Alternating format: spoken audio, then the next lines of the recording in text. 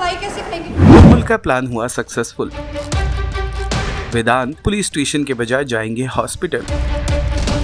Serial मेरा बालम थानेदार का आने वाला एपिसोड बहुत ही ज्यादा इंटेंस हो चला है। वेल आप देखेंगे कि कैसे कमिश्नर साहब खुद वीर के साथ आ गए हैं कई सारे पुलिस ऑफिसर्स को लेकर वीर के घर पर, जहां बुलबुल को ये बात पता चलती है कि एक नाबालिग लड़की की शादी कराई गई है और उस शादी में मेहमान के तौर पर मौजूद थे वेदांत। बातों बातों में कमिश्नर साहब को इस बात का भी सबूत मिल जाता है कि वेदांत जी ने ही उस शादी को मुकाम तक पहुंचाया है, यानी कि वो मेन कड़ी है इस शादी की। इसलिए पुलिस ऑफिसर्स उसे गिरफ्तार करने पर जोर देते हैं और वीर मजबूर होकर वेदांत को गिरफ्तार करके ले जाने लगते हैं। तभी बुलबुल के दिमाग में एक नई खुराफाती प्लान आती है, जहां पर बुलबुल उस प्लान के अनुसार बहुत सारे कचौरी, समोसे और ना जाने क्या क्या लेकर आ जाती हैं कमिश्नर साहब के सामने और उन्हें फोर्सफुली कहती हैं कि वो वेदांत जी को यहाँ से खिला पिला कर भेजना चाहती हैं। जेल का खाना ठीक नहीं होता। पुलिस उन्हें रोकने की कोशिश करता है, लेकिन बुलबुल कहाँ किसी के मानने वाली थी। नतीजा ये होता है कि पुलिस वाले भी मजबूर होकर बुलबुल को अलाव कर देते हैं और बुलबुल भी ढेर सारे कचौरी और समोसे खिला देती है वेदांत को, क्योंकि बुलबुल जानती है कि वेदांत को एसिडिटी का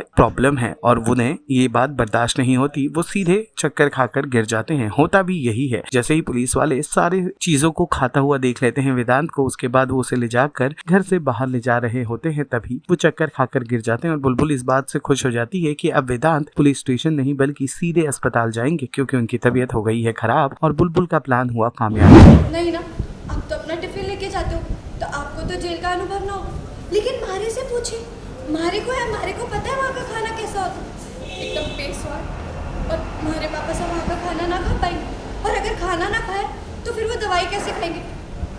कमिश्नर साहब हमारी आपसे विनती है कि बस उन्हें थोड़ा सा खा लेने दीजिए।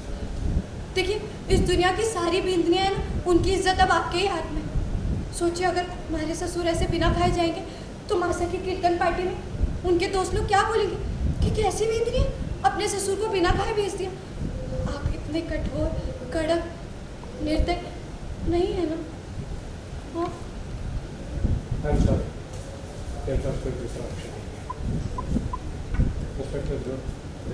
घर में अपने पुलिस देखा तो आपके तो होश ही उड़ गए थे, आपने कुछ अलग ही समझ लिया था।